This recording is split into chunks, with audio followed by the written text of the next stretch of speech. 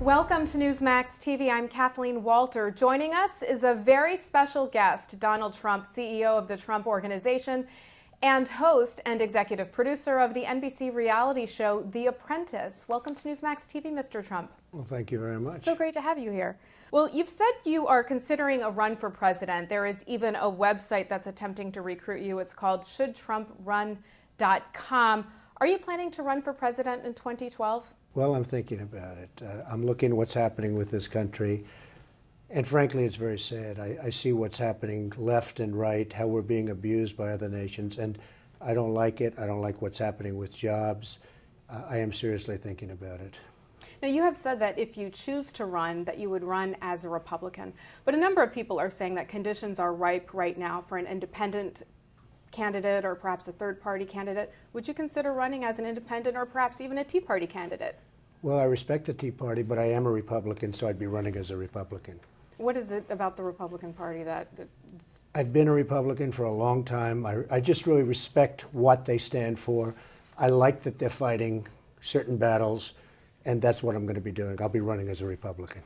A big story today unfolding in the Middle East is the unrest and protests in Egypt. Are you satisfied with the Obama administration's response thus far? Well, I don't think there has been a response, frankly. I mean, I look at what's going on in the Middle East. It's an explosion, and I don't think, has there been a response? I don't think so. Well, CNBC's Erin Burnett, who is a friend of yours, and she has appeared on The Apprentice. And a good reporter.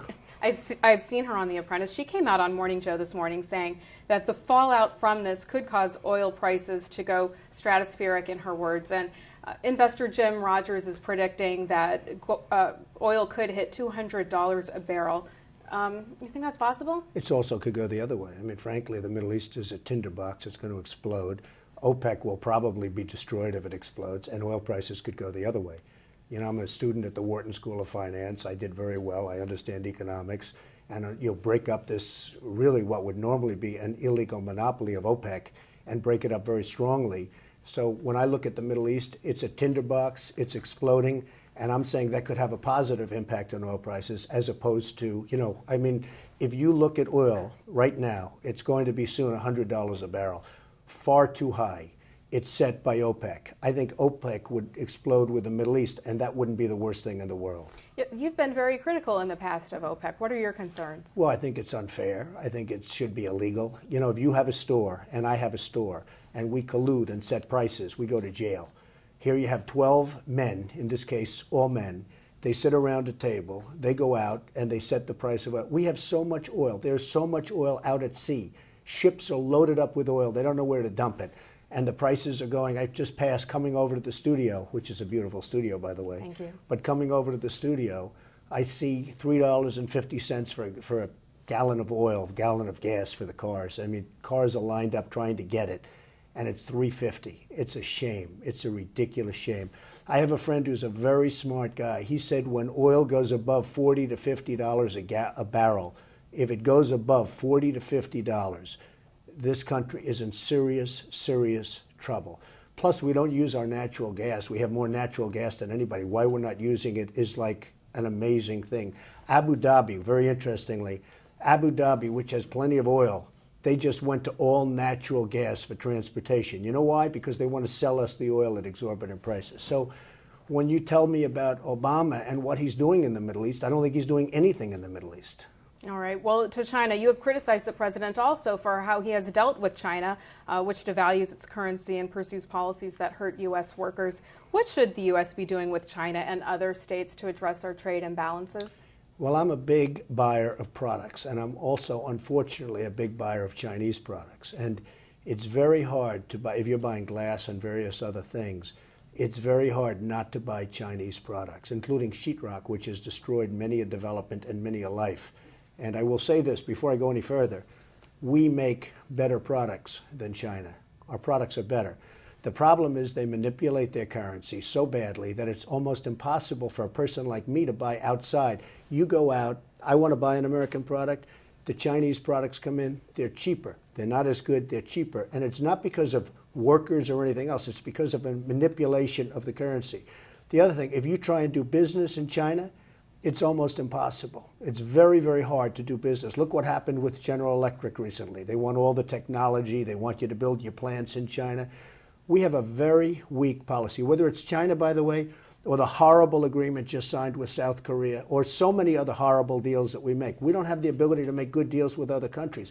We're like a whipping post for other countries. We are standing there and just being beaten by South Korea, by Mexico, by China, by India.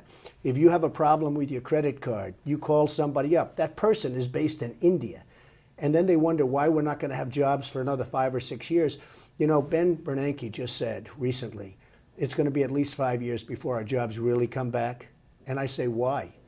All our jobs are going to China. We're rebuilding China and other places. So unless we get tough and unless we get smart and unless we stop having dinners for people that are destroying us, like when the president of China came 2 weeks ago to this country and we gave him a great state dinner, we're going to have big problems, very big problems. You talk about getting tough and getting smart. Specifically, what should we be doing? Well, there are many things. I mean, number one, we have to do something about OPEC because that's the lifeblood of a country. Right now, until we get on natural gas and other things, they really have us. And they're sitting around and inflating the price. And, you know, when we had our problem not so long ago, a few years ago, if you noticed, oil was almost $150 a barrel. Now, they're blaming the banks, and the banks were terrible. They were terrible. And lots of other things were terrible. But I give a lot of the credit for the almost collapse of this country to the price of oil. It's going to be up there very soon again. And you're going to have another catastrophic problem. It's the lifeblood of this country. And we have these 12 people sitting around. And by the way, anytime a country comes up with oil, they invite them in. Join OPEC, join OPEC. You know, the United States is stupid. The people that are representing the United States are really stupid. So join us and we'll, excuse me, take advantage of the United States. We'll sell them oil at totally inflated prices. And they're draining our lifeblood. We cannot allow that to continue. Now, people say, well, what power do we have in OPEC? They wouldn't even exist if it weren't for us. You talk about oil getting up there again. Where do you see it going? Well, I think it could go with proper leadership down to $40 a barrel. I think if we continue the way it is, it's going to go up to $150 a barrel. Okay. Nobody talks to OPEC. Nobody says, hey, fellas, guess what? Times have changed. You're going to toe the line or you're going to have big problems. Nobody says that. They don't even call them. So these people have a free rein. We're a target. And they have a free rein on the United States. And it's going to really destroy this country. Let's talk about President Obama and the business community, because in recent weeks he's made an appearance to have a concerted effort to appear pro-business to try to spur hiring. Are big business and small business owners buying?